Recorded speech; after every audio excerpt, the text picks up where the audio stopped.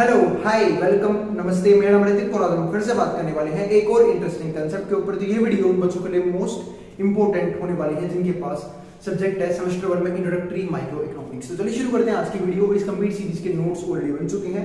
जिन बच्चों को notes purchase करने हैं वही समझ में जाए 9667836736 इस व्हाट्सएप पे नोट्स ले सकते हैं। नोट्स आपको दूसरी मिलेंगी, एक आपको जो भी स्टडी मटेरियल उसकी पीडीएफ, दूसरा इंपॉर्टेंट क्वेश्चन आंसर उसकी पीडीएफ मिलेगी। चैप्टर का जो भी मैं कंटेंट यहाँ पे लिखता हूँ वो ऑलरेडी मेरी वेबसाइट पे अपलोड हो जाता है। जिनको वो देखना है उसके लिए कुछ नहीं करना, आप जाओ मेरे वीडियो की डिस्क्रिप्शन में, वहां पे आपको मिल जाएगा लिंक मेरी वेबसाइट का। वहां पे आपको वीडियो वाइज या फिर चैप्टर वाइज आपको कंटेंट मिल जाएगा हर एक वीडियो का। अब आते हैं आज एक कंसेप्ट के ऊपर। तो आज का जो हमारा कंसेप्ट है वो है डिटर्मिनेंट्स ऑफ इंटरनेशनल ट्रेड। हमने अब तक प्रीवियस वीडियो में बात की थी ट्रेड एंड वेलफेयर के इंट्रोडक्शन की, यानी कि ट्रेड और वेलफेयर होता क्या है उसका इंट्रो मैंने किया था। ट्रेड का मतलब सिंपल सी बात है, एक ट्रांजैक्शन जो किसके बीच में हो, एक बायर और सेलर के बीच में। अब कोई बायर और सेलर इंडिविजुअली हो सकते हैं, कंट्री वाइज भी हो सकते हैं, स्टेट वाइज भी हो सकते हैं, कैसे भी हो सकते हैं। तो उसको हम क्या बोलते हैं कि जब उनके बीच में कोई भी ट्रांजैक्शन हो बाय और सेलिंग की, उसको हम क्या बोलते हैं, यहाँ पे ट्रेड बोलते हैं। और ट्रेड का वेलफेयर से क्या रिलेशन है, एक सिंपल सी बात है, कोई भी व्यक्ति ट्रेड कब करेगा, जब उसको प्रॉफिट होने के चांसेस हो। हाँ, कई बार लॉस हो जाता है लेकिन वो मोटिव तो प्रॉफिट ही रखता है अपना ट्रेड करने का। जैसे फॉर एग्जांपल अब आप देखो जितने भी अपने आपके आसपास जितने भी शॉप्स हैं, रिटेलर शॉप्स हैं, क्योंकि मैन्युफैक्चरिंग इंडस्ट्री से चीजें परचेज करना क्या होता है, डायरेक्टली पॉसिबल नहीं होता। तो इसके बीच में कुछ चेन्स बनी होती हैं। जो मैन्युफैक्चरिंग इंडस्ट्रीज है वो चीजों को सेल करती है होलसेलर को, होलसेलर सेल करता है रिटेलर को, रिटेलर सेल करता है यहाँ पे हमारे नॉर्मल कंज्यूमर्स को, इंडिविजुअल्स को। तो मैं यहाँ पे एक बात कह सकता हूँ कि ये सब क्यों करते हैं, क्योंकि इन सबके क्या होता है, कमीशन फिक्स होता है। आप लोगों को पता भी नहीं होगा, कोई चीज फैक्ट्री में बहुत कम रेट पे प्रोडक्शन होती है लेकिन हमारे तक पहुंचते पहुंचते उसका रेट 2 टाइम्स या 3 टाइम्स हो चुका होता है। इसका एक मेन रीजन क्या है, क्योंकि इन सबका कमीशन फिक्स होता है, इन सबका प्रॉफिट फिक्स होता है, सब अपना प्रॉफिट मार्जिन बचा के चलते हैं। तो ट्रेड होता क्या है ये मैंने समझा दिया, ट्रेड का वेलफेयर से क्या रिलेशन है ये भी मैंने समझा दिया। इसको हमने डिस्कस किया भी था प्रीवियस वीडियो में डीप में। और हमेशा हर एक वीडियो को सीरीज वाइज ही देखा करो ताकि आपको हर एक कंसेप्ट टॉपिक वाइज ही समझ में आए। और दूसरा, मेरी वीडियो को कभी भी भाई 1.5x पे 2x पे मत देखा करो, नॉर्मल स्पीड भी चलने दो, क्योंकि मेरे बोलने की स्पीड ऑलरेडी तेज है। और ये भी काफी स्मॉल वीडियो बनाता हूं मैं, 10 से 15 मिनट की, हद से 20 मिनट की, तो आराम से आपका कम से कम टाइम में ज्यादा कंटेंट हो जाता है। तो जरूरत नहीं है आपको मेरी वीडियो को 2x पे या फिर 3x पे देखने की। अब यहाँ पे समझते हैं डिटर्मिनेंट्स ऑफ इंटरनेशनल ट्रेड हमारा क्या होता है वो समझते हैं। तो डिटर्मिनेंट्स जो है ना वो 2 तरह के हैं। पहला हमारे पास क्या है, इक्विलिब्रियम विदाउट ट्रेड, मतलब बिना ट्रेड के क्या हो, इक्विलिब्रियम हो, उसकी हम बात करते हैं। अगर मैं यहाँ पे शॉर्ट फॉर्म बताऊं, इक्विलिब्रियम विदाउट ट्रेड का मतलब क्या है, ये एक तरह से पता है क्या है, क्लोज्ड इकोनॉमी। अब कईयों को ये नहीं पता होगा भैया क्लोज्ड इकोनॉमी क्या होती है, थोड़ा उसके बारे में बात कर लेते हैं। देखो क्लोज्ड इकोनॉमी का मतलब पता है क्या है, कि जब कंट्री ने अपने आप को आइसोलेट कर रखा हो कि हम हर चीज की प्रोडक्शन खुद करेंगे, फिर कंजप्शन भी खुद ही करेंगे, ना तो हमें इंपोर्ट से मतलब, ना हमें एक्सपोर्ट से मतलब हमें दूसरी कंट्री से किसी प्रकार का कोई भी लेना देना नहीं है। इसको हम बोलते हैं आइसोलेशन, ठीक है, या फिर क्लोज्ड इकोनॉमी। यानी कि जो भी चीज हो रही है वो प्रोड्यूस हमारी कंट्री में हो रही है और वो खरीदा और बेचा भी हमारी कंट्री में ही जा रहा है, उसका फॉरेन कंट्री से किसी प्रकार का लेना देना नहीं है। उसको हम यहाँ पे क्या बोल सकते हैं, क्लोज्ड इकोनॉमी, या फिर यहाँ पे कह सकता हूं डिटर्मिनेंट्स ऑफ इंटरनेशनल ट्रेड, उसमें इसी की बात करते हैं। तो इक्विलिब्रियम विदाउट ट्रेड का मतलब यहाँ पे क्या है कि हमें बाकी कंट्री से लेना देना नहीं है। अब यहाँ पे समझो, there is an imaginary country, मान लो कोई भी इमेजिनरी कंट्री है ए, ठीक है, आप इंडिया ले सकते हो, चाइना ले सकते हो, पाकिस्तान ले सकते हो, जो मन करे आपका वो ले लो, कोई दिक्कत नहीं है। There is an imaginary country A producing wheat, ठीक है, क्या प्रोड्यूस कर रही है, गेहूं प्रोड्यूस कर रही है, ठीक है, बाय गवर्नमेंट ऑर्डर, किसके ऑर्डर पे, गवर्नमेंट के ऑर्डर पे। No person in a country A is allowed to trade with other countries, यानी कि कोई भी पर्सन दूसरी कंट्री से ट्रेड नहीं करेगा। अब ट्रेड नहीं करेगा इसका मतलब क्या है कि वो कंट्री कैसी है, क्लोज्ड इकोनॉमी फॉलो कर रही है। वैसे तो अब हर एक इकोनॉमी दुनिया की ऑलमोस्ट ओपन इकोनॉमी है, क्योंकि हम सब कुछ ना कुछ फॉरेन कंट्री से बाय और सेल जरूर करते हैं। तो buy government order no person, मतलब किसी पर्सन को अलाउड नहीं है कि वो फॉरेन कंट्री से ट्रेड करे। तो with no international trade the domestic market for wheat in this country consist of the local buyers and sellers. अब देखो, अब कोई भी बाहर का व्यक्ति तो है नहीं, बाहरी कंट्री से हम ट्रेड कर ही नहीं पा रहे, तो अब है क्या हमारे पास, सिर्फ लोकल बायर्स, यानी कि हमारी कंट्री के बायर्स और हमारी कंट्री के सेलर्स, मतलब सब कुछ हमारे पास क्या है, डोमेस्टिक बाउंड्री के अंदर ही मौजूद है।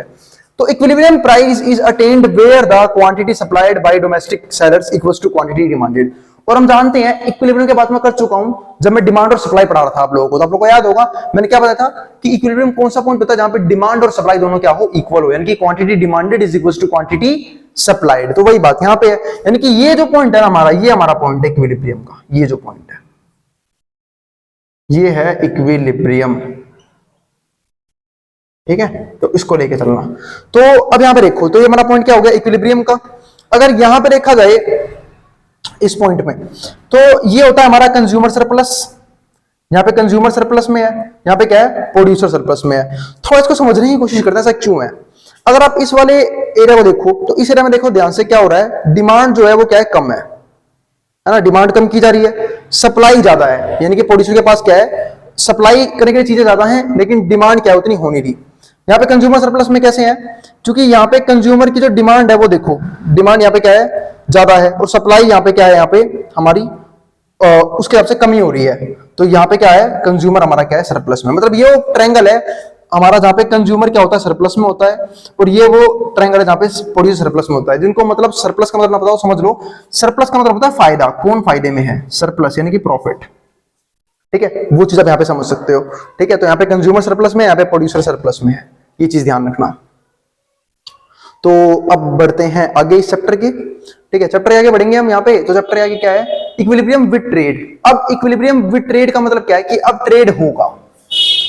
अब जो हम बात करेंगे ना वो करेंगे क्लोज्ड इकोनॉमी को छोड़ के, किसकी, ओपन इकोनॉमी की, ओपन इकोनॉमी की। आप लोगों को पता भी होगा हमारी कंट्री में, इंडिया में स्टार्टिंग में जो है ना हमारी इकोनॉमी भी क्या थी, क्लोज्ड थी, क्योंकि जब से लिबरलाइजेशन आया ना, ग्लोबलाइजेशन आया, लिबरलाइजेशन आया, रिफॉर्म्स आई, वो करीब आई थी 1990 के आसपास, तब जो है ना ट्रेडिंग स्टार्ट हुई थी दूसरी कंट्रीज के साथ। क्योंकि और इसका एक मेन रीजन मैंने आपको समझाया भी था प्रीवियस वीडियो में, ये समझाया था कि हम ट्रेडिंग करते क्यों है, क्योंकि हम यहाँ पे हर एक चीज खुद नहीं बना सकते। अब सपोज करो या तो मैं गेहूं चावल का मामला ले रहा हूं, तो ठीक है भाई कि गेहूं चावल उगा लेंगे, लेकिन सपोज करो पेट्रोल डीजल है, पेट्रोलियम है, क्रूड ऑयल है, वो सब कहां मिलता है, क्या नाम है हमारा यूएई, यानी कि जो हमारा अरब कंट्रीज हैं उनमें मिलता है ऑयल वगैरह। अब सपोज करो वहां के लोग तो बाइक गाड़ियों में घूम रहे हैं, हमारे लोग अभी भी उस पे तांगे गाड़ी पे घूम रहे हैं, बैलगाड़ी लेके चला रहे हैं, घोड़े पे जा रहे हैं, ठीक है। वैसे घोड़ा तो चलो फिर भी एक रॉयल वो होता है, तांगे में घूम रहे हैं, तो वो चीज अलग हो जाती है और थोड़ी बेकार भी लगती है कि यार वो इतनी डेवलप कंट्री है, वो गाड़ियों में घूम रहे हैं, हमारा गाड़ी चल ही नहीं पा रही। चल क्यों नहीं पा रही, क्योंकि पेट्रोल डीजल हम यहाँ पे इंपोर्ट ही नहीं कर रहे, ठीक है, इंपोर्ट हम कर ही नहीं पा रहे। तो अब उस चक्कर में होगा क्या, मतलब इस वजह से ना हमें जरूरत किसकी पड़ती है, क्लोज्ड इकोनॉमी को छोड़ के ओपन इकोनॉमी की। मतलब क्लोज्ड इकोनॉमी में क्या होगा, या तो आप सब कुछ खुद प्रोड्यूस करो। अब हमने कल भी बात डिस्कस की थी कि चाहे कोई चीज नेचुरल हो, चाहे प्रोडक्शन करने की हम बात करें, यानी कि चाहे कोई रिसोर्स नेचुरल रिसोर्स हो, जरूरी नहीं वो हर जगह अवेलेबल हो। अब पेट्रोल इंडिया में अवेलेबल नहीं होता, हमें वो क्या करना पड़ता है, दूसरी कंट्री से करना पड़ता है, इंपोर्ट करवाना पड़ता है, ठीक है। इंपोर्ट का मतलब क्या होता है, अपनी कंट्री में लेके आना, इंपोर्ट करवाना होता है। और हमारे पास भी कुछ ऐसे गुड्स हैं जो बाई कंट्रीज में नहीं मिलते, तो हम वो एक्सपोर्ट करते हैं अपने तरीके से, तो वो चीज है यहाँ पे। तो फॉर एग्जांपल यहाँ पे देखो, तो अब यहाँ पे क्या होगा, इक्विलिब्रियम विद ट्रेड, यानी कि अब हम अपनी इकोनॉमी को ओपन इकोनॉमी में चेंज कर लेंगे। अब जो भी एक था, ए हमारी कंट्री थी, कंट्री ए एक हाइपोथेटिकल कंट्री है जिसको हमने खुद से मान रखा है, उसको मैं यहाँ पे ओपन इकोनॉमी कर देता हूँ। तो country A allows international trade with other countries. अब इसको अलाउड है कि भाई तुम जाओ दूसरी कंट्री से ट्रेड करो जिससे ज्यादा प्रॉफिट जनरेट हो। दिस रेजेस, अब आप लोगों को पता दिक्कत क्या है, मैं आपको बताता हूं, लिबरलाइजेशन या फिर ग्लोबलाइजेशन की प्रॉब्लम्स भी है बहुत सारी। मतलब जब हम एक ओपन इकोनॉमी क्रिएट करते हैं तो उसकी बहुत सारे एडवांटेजेस हैं, तो बहुत सारी डिसएडवांटेजेस भी हैं, वो हम डिस्कस करेंगे आने वाली वीडियोस में इसी चैप्टर के। तो this raises an issue among the policy maker, और ये क्या होता है, यहाँ पे इशू आता है किसका, पॉलिसी मेकर्स का। मतलब अब पहले तो क्या था कि अपनी कंट्री में ही उगाओ, अपनी कंट्री में ही खाओ, अपनी कंट्री में ही ट्रेड करो, लेकिन अब दिक्कत क्या है, अब जो है हमने फॉरेन कंट्रीज को ओपन कर दिया है, यानी कि इंपोर्ट एक्सपोर्ट ओपन कर दिया है, तो अब पॉलिसी मेकर्स को दिक्कत आएगी।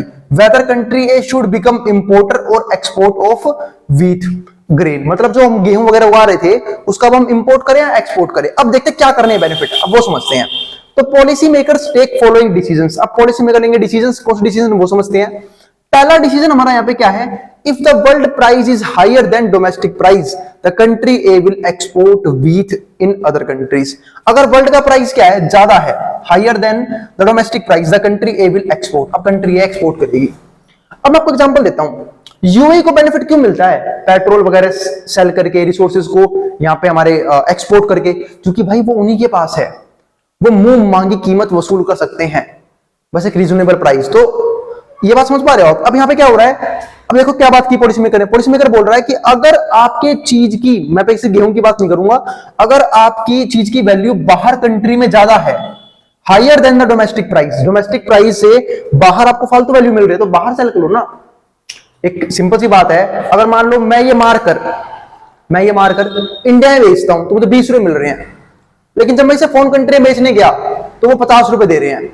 मतलब अगर मैं अपनी सारी ड्यूटीज को टैक्स को हटा दूं तभी मेरे पास 20 रुपए एक्स्ट्रा, यहाँ 20 रुपए बेच रहा हूँ, 50 में बेच रहा हूँ, तो 30 रुपए का डायरेक्टली मार्जिन है। अगर 10 रुपए में टैक्स भर भी दूंगा, एक्साइज ड्यूटी फलाना ढिमका ड्यूटी भर भी दूंगा, तो बाकी जो 20 रुपए बचेंगे वो तो मेरे पास एक्स्ट्रा पैसा होगा ना। तो समझ पा रहे हो इस बात को कि भाई प्रॉफिट क्या हो जाएगा, मेरा बढ़ जाएगा। तो एक सिंपल सी बात है, जब मुझे यहाँ 20 रुपए, अब मान लो मैं आपको सिंपल सा एग्जांपल पूछता हूं, अगर आप ए हो कोई सेलर, आपके पास 2 कंज्यूमर आए, बी आपके पास कंज्यूमर आए, सी। अब भाई किसी ने मेरे को एक बात समझाई थी कि सिंपल सी बात है, मैं मतलब किस होता है प्रोड्यूसर को एक प्रॉफिट से। तो अगर मैं बी देखूं तो बी मुझे दे रहा है 20 रुपए और वो मेरा काफी करीबी दोस्त है, मतलब ठीक है मैं जानता हूं उसे, और सी मेरे को दे रहा है 50 रुपए पर मैं जानता नहीं से या नॉन पर्सन है। तो एज अ बिजनेसमैन मुझे प्रॉफिट पे ध्यान देना चाहिए, तो मैं इसको बेचूंगा 50 को, चाहे वो मेरी कंट्री में क्यों ना रहता हो, चाहे वो मेरा करीबी क्यों ना हो, मैं इसको बेचूंगा। क्यों? क्योंकि मैंने एक बचपन में बात सीखी थी, किसी ने सिखाई भी थी कि अगर घोड़ा घास से दोस्ती कर लेगा मेरे भाई तो खाएगा क्या।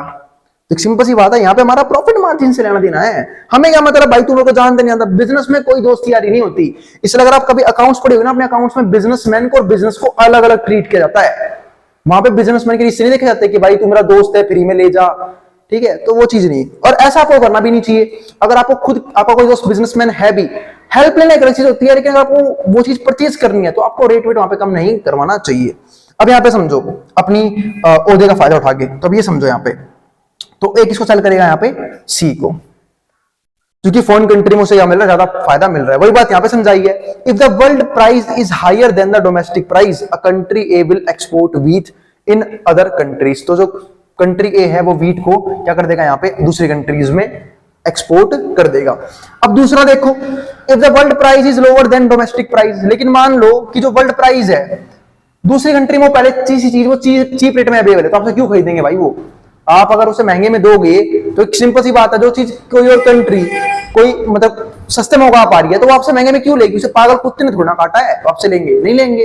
तो वही बात यहाँ पे है। तो if the world price is lower than domestic price, अगर वर्ल्ड का प्राइस कम है डोमेस्टिक प्राइस से, then country A will import wheat in other countries. तो जो कंट्री ए है वो क्या करेगी, यहाँ पे इंपोर्ट कर रहे हैं बेनिफिट है उसको, अब वो खुद ना उगाए, वो इंपोर्ट करे, क्योंकि जब उसे दिख रहा है। अब सोच के देखो ना, जब कंट्री ए को दिख रहा है कि जब मैं उस चीज को बनाऊंगा कॉस्ट महंगी आएगी, जब सामने वाले से खरीदूंगा कॉस्ट सस्ती आएगी, तो भाई सामने वाले से खरीदना, क्यों बनाने में लगा हुआ है, दिमाग खराब हो गया है क्या, आई बात समझ में। तो ये चीज होती है। तो country A will import wheat, तो वो इंपोर्ट करेगा बनाने की बजाय, क्योंकि बनाने में ज्यादा खर्चा आ रहा है और खरीदने में कम खर्चा आ रहा है। तो भाई पहले बनाओ भी, खर्चा भी करो, ऊपर से रिस्क भी लो, ये बनेगा खराब भी हो सकता है, ठीक है, इससे बड़े सस्ते मिल रहे हैं, सामने से ले ले भाई डायरेक्टली जाके, तो wheat in other countries.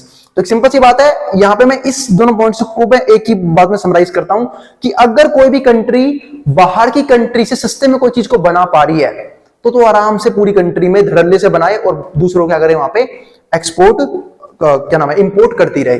For example best example देता हूं, चाइना चाहे कैसी कंट्री हो, पर चाइना आपने देखा होगा लोग बोलते हैं पॉपुलेशन जो है ना वो ग्रोथ को रोक देती है, लेकिन मैं आपको एग्जांपल देता हूं चाइना का। चाइना में तो पॉपुलेशन बहुत ज्यादा है, लेकिन दिक्कत क्या है, वो उसने बना रखा है खुद को प्रोडक्शन हब। वो हर एक चीज को काफी चीप रेट से बनाना चीप रेट पे बनाना जानता है। मतलब आप देख लो दिवाली पे लाइट्स वगैरह लाते हैं, वो भी काफी चीप रेट पे आती है चाइना कंपनी की।